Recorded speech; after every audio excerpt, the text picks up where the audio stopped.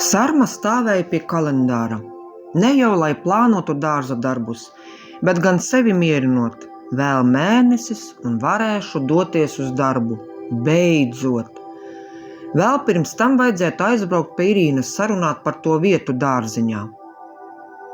Otrā dienā Sarma, turot klēpī zani, stāvēja jau pie paziņas un ievirzīja sarunas, ko un kā, lai meita tiktu bērndārzā.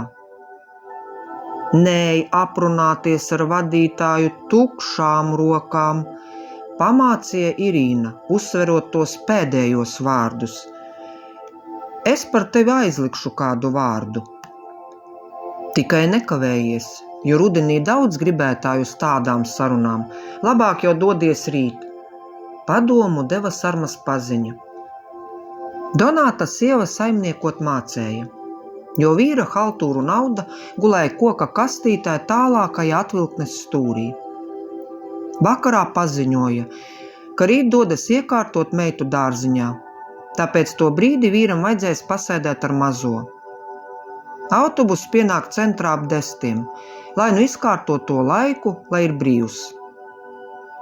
Pārcelājus paprāvo naudas kaudzīti, nolēma, ka dos pusi no tās, lai tad tā iepazīšanās ar vadītāju būtu tāda veiksmīgāka.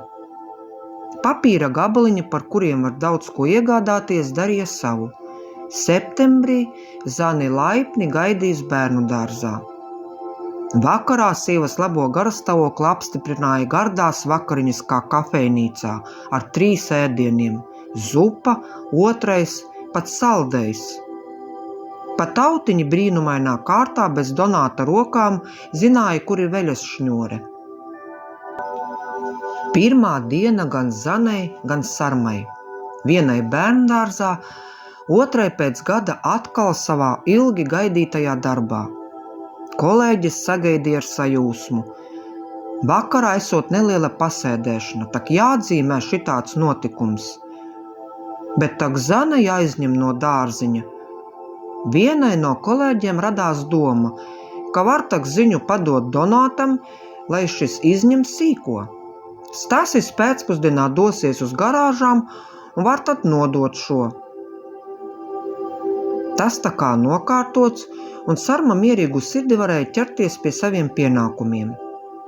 Diena paskrēja ātri, un jau tika smērētas ķelovu maizes, lai ir labāka pasēdēšana. Kompānijai gāja jautri, jo noliktā pudele uz grīdas jau bija krietnā pusē. Kā pavadonis, tikai uz galda, sekoja ķelovu maizīšu šķīvis.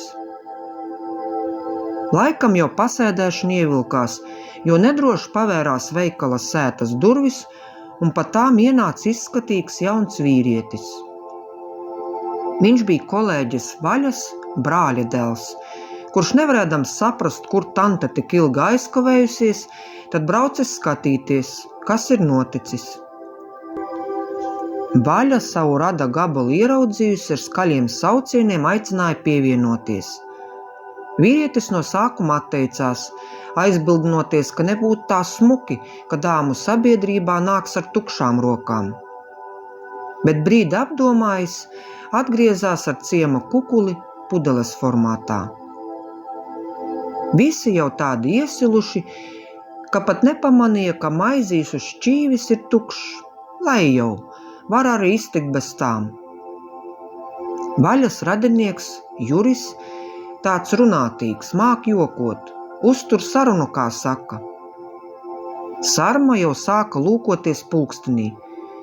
Vaļa saprata un teica, beidz, bērnu tak tavējais izņēma, pasēdēsim, Juris tevi uz māju aizraus, vai ne, Jurīt?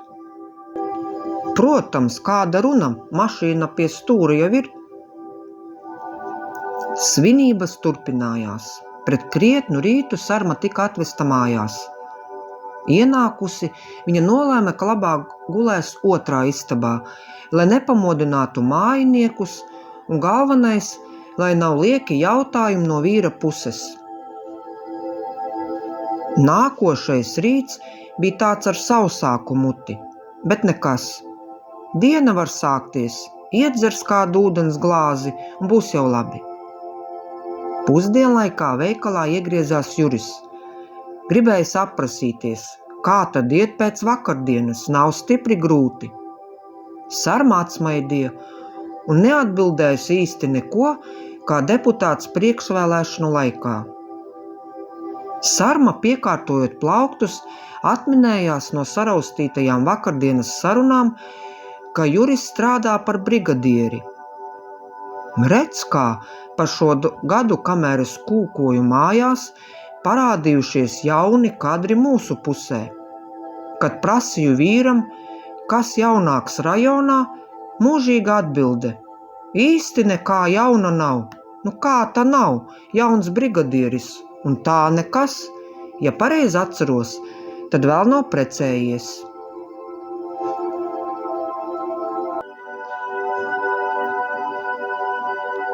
Pēc pāris nedēļām saslima Zane. Kā jau visiem mazajiem, kamēr aprod ar visiem dārziņa vīrusiem. Lai kā Sarma negribēja, bet slimības lapa jāņem. Un viņai. Neapmierināta apkopa slimniecīti. Deva ārsta norādītās zāles, mazgāja autiņus. Negribīgi gatavoja vakariņas. Neļaus man kā kārtīgam cilvēkam strādāt. Tikko tik darbā sāku iet, šetev, sēde atkal te, bubināja Sarma. Zanīte sēdēja savā gultiņā un raudzījās mammā, it kā saprastu, ka tā neapmierinātība ir vairāk uz viņu tēmēta. Zane apārstēta, atsāka savas bērndārs gaitas. Sarma nebija vairs pacietības ilgāk sēdēt mājās, kamēr meitenes kārtīgi izvesaļosies.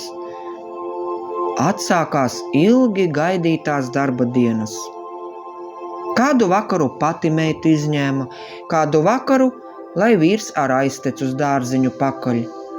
Juris šatad maizes veikalā iegriezās, un tad jau kā brigadierim Sarma pārdeva tos pašus skaistākos un mīkstākos maizes klaipiņus.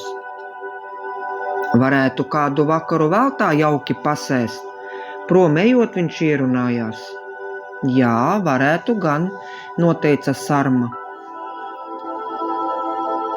Pēc 2 dienām uz vakarēšanu, kā smejoties pats teica, Juris uzlūdza maizes veikala pārdevējs. Un scenārijs tāds pats kā iepriekš. Donātam padota ziņa, ka šis vakars viņam, kad jāizņem meita, jautrā pasēdēšana, un Sarmu mājās pārveda Juris. Atkal tuvojās vecā gada pēdējās dienas. Eglīti vajadzēja tā kārtīgi nostiprināt, jo Zane jau bija iemanījusies staigāt, un mazie pirkstiņi visur cītīgi līda visu izpētīt. Donāts noskatījās, kā meita aptausta Eglītes skujas. Sarma kaut ko darīja otrā istabā. Ienākot pie abiem, Sarmas paziņojums nāca kā jaungada salūts, krāšņs, bet negaidīts gan. Apsēdusies uz gultas malas, viņa iesāka. Es tā vairs ilgāk nevaru.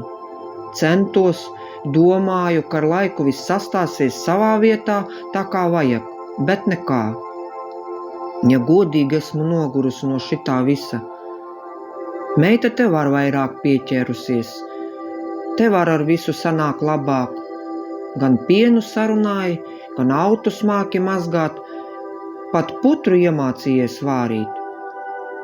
Neesmu es mātes lomai piemērota. Nu, ko lai es daru? Nē, esmu. Pagaus, ko tu velc, es nesaprotu. Izbiedētām acīm raudzījās Donāts. Es velku uz to, ka labāk būs, ja es ar jums nedzīvošu. Man viss šitas ir jau līdz kaklam. Tikko sāc strādāt, tā atkal. Sēde ar slimo Zani mājās. Šitā tak būs, kamēr viņa izaugs. Man taču ar gribas padzīvot sev. Tak 8 gadus to varēja darīt, vai tad nepietika? Es taču palīdzu, cik varu. Tu domā, ka es neesmu noguris, bet man ģimene ir svarīgāka par visu, saproti? runāja vīrs, it kā mēģinot sievu atmodināt no šīs murgainās runas. Es jau tev teicu, ka es neesmu tāda kā citas, kā tik pieplīts, jo vairāk bērnu, jo labāk. Tāpēc es jau rīt savācu mantas un aizēju. Sarunāju sev vietu pie vaļas. Viņa piecēlās un aizgāja uz otru istabu. Donāts saprata, ka tur jau noris mantu pakošanas darbi. Viņš nespēja noticēt, ka tas viss ir patiesība, ka tas nav tikai sapnis. Zane piegāja pie tēta un izstiepa rociņas, lai paņem viņu klēpī. Donāts meitu pacēla un abi raudzījās eglītē, kur arī šo visu dzirdēja, un raudzījās abiem sēdētājiem pretī, kā gribēdama pateikt: tu un meita tiksiet ar visu galā, kaut vai divi vien. Šo stāstu sacerēja un ierunāja Dace Veikša.